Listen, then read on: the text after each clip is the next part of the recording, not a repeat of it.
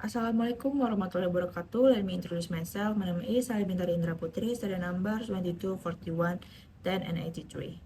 In this video, I will discuss about operation strategy. Operation strategy in a global environment is a decentralized decision where headquarter coordinates standardization and learning among facilities. Global operation strategy is a function that set the overall direction or driving force for decision.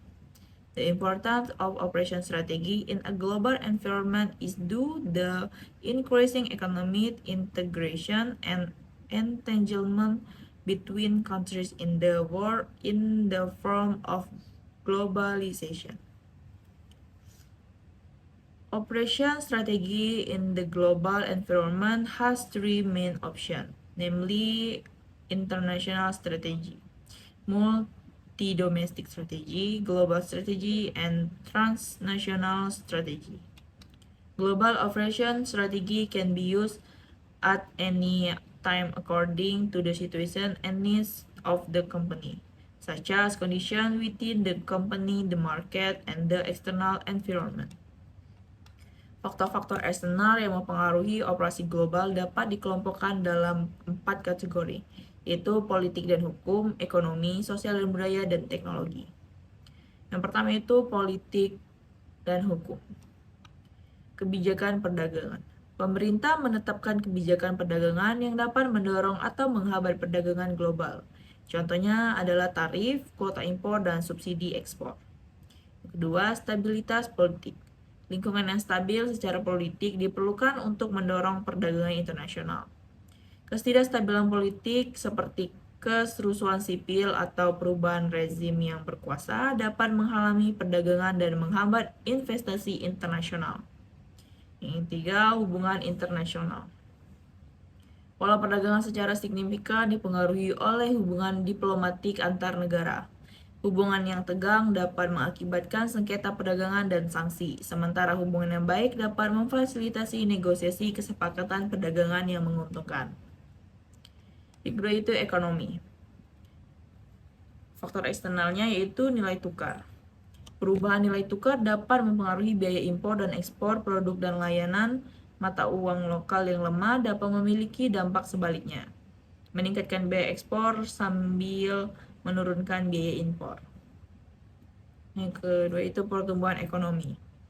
Perdagangan internasional didorong oleh ekspansi ekonomi. Bisnis mencari pasar baru ketika ekonomi tumbuh, dan konsumen menuntut produk dan layanan yang lebih besar. Kemerosotan ekonomi dapat menyebabkan berkurangnya perdagangan dan meningkatnya kebijakan proteksionis. Selanjutnya itu inflasi. Inflasi dapat berdampak dan pada perdagangan global dengan mengubah daya beli konsumen dan biaya produksi. Ekspor suatu negara mungkin lebih kompetitif pada periode inflasi rendah daripada periode inflasi tinggi. Selanjutnya itu infrastruktur. Infrastruktur yang efektif diperlukan untuk mendorong perdagangan internasional. Contohnya adalah jaringan transportasi, pelabuhan, dan sistem telekomunikasi. Pembangunan infrastruktur dapat membuat negara lebih kompetitif secara internasional dan lebih menarik bagi investasi asing. Faktor eksternal selanjutnya yaitu sosial dan budaya. Nah, dalam sosial budaya ini terdapat dua, yaitu globalisasi sosial dan budaya. Globalisasi sosial budaya yang melibatkan pergerakan budaya lintas batas dan kebutuhan media dapat meningkatkan persepsi penduduk tentang manfaat yang seharusnya dari gaya hidup dan pola makan asing, yang berpotensi menyebabkan konsumsi kalori yang lebih besar melalui asupan makanan cepat saji yang kaya akan lemak dan gula. Yang selanjutnya itu urbanisasi. Urbanisasi dapat menyebabkan ketersediaan dan konsumsi makanan yang lebih murah dan berkalori lebih tinggi, yang berkontribusi pada kelebihan berat badan dan obesitas di negara-negara berkembang. Selanjutnya, faktor eksternal yang terakhir yaitu teknologi. Investasi asing langsung atau FDI yang berkaitan dengan agribisnis, itu sebagian besar investasi ini digunakan untuk pengelolaan makanan yang berpotensi mempercepat transisi nutrisi dan menyebabkan beban obesitas yang lebih besar. Selanjutnya itu globalisasi dan transport teknologi. Globalisasi dapat memfasilitasi impor makanan yang lebih murah dan lebih tinggi kandungan energinya dari dunia industri, yang berpotensi menyebabkan kelebihan berat badan dan obesitas di negara-negara berkembang. Bisnis dan pembuatan kebijakan yang ingin berkembang dalam ekonomi global harus memahami faktor-faktor ini dan beradaptasi dengan perubahan lanskap politik, ekonomi, sosial, dan teknologi. Hal ini termasuk mengikuti perkembangan peristiwa politik dan ekonomi, mendiversifikasi pasar, membangun hubungan dengan mitra regional, dan mudah beradaptasi dengan perubahan.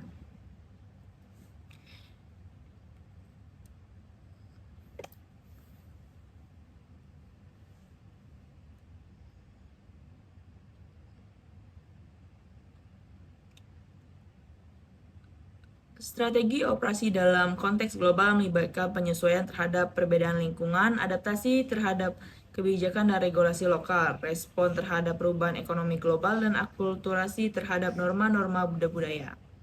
Berikut beberapa aspek yang perlu diperhatikan dalam mengembangkan strategi operasi global. Yang pertama itu penyesuaian terhadap perbedaan lingkungan. Perusahaan harus memahami dan mengadaptasi ke perbedaan lingkungan yang berpengaruh terhadap operasinya. Perbedaan lingkungan dapat berupa perbedaan kultur, norma, hukum, dan lingkungan ekonomi. Yang kedua, adaptasi terhadap kebijakan dan regulasi lokal. Perusahaan harus memahami dan mengadaptasi kebijakan dan regulasi lokal yang berpengaruh terhadap operasinya. Kebijakan dan regulasi lokal dapat berupa peraturan perdagangan, peraturan pajak, dan peraturan keuangan. Yang ketiga, respon terhadap perubahan ekonomi global. Perusahaan harus memahami dan mengadaptasi ke perubahan ekonomi global yang berpengaruh terhadap operasinya. Perubahan ekonomi global dapat berupa perubahan harga bahan baku, perubahan kondisi pasar, dan perubahan teknologi. Yang terakhir itu akulturasi terhadap norma-norma budaya. Perusahaan harus memahami dan mengadaptasi ke norma-norma budaya yang berpengaruh terhadap operasinya. Norma-norma budaya dapat berupa norma pengelolaan, norma pemasaran, dan norma pengembangan.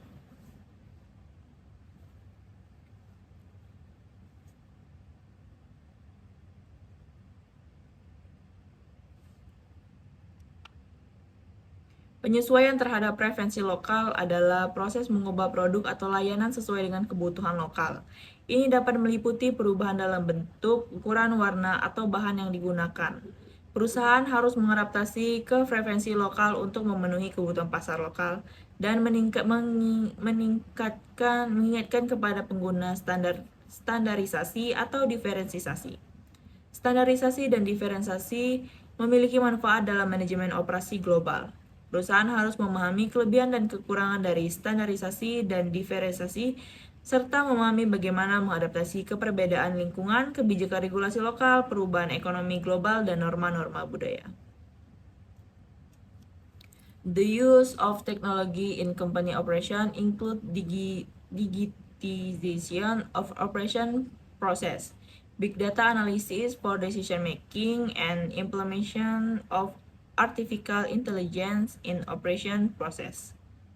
Digitalization of operation process is the process of integrating digital technology into various aspects of business, from internal operation to customer relation and marketing. Big data analysis is the process of using digital technology to analyze large amount of data available in digital format, which can help company to gain deeper insight into the operation, market trend, and consumer behavior. Studi kasus. Contohnya itu pada perusahaan McDonald. McDonald menggunakan strategi standarisasi dalam produk dan layanannya, yang terdiri dari standarisasi menu, standarisasi proses produksi, dan standarisasi pelayanan pelanggan. Namun, McDonald juga melakukan penyesuaian lokal dalam bentuk pembuatan menu yang sesuai dengan keinginan pasar lokal, seperti pembuatan menu yang berbeda-beda di negara-negara Asia. Contoh yang kedua yaitu Toyota. Toyota menggunakan strategi fleksibilitas produksi dan respon terhadap perubahan pasar global.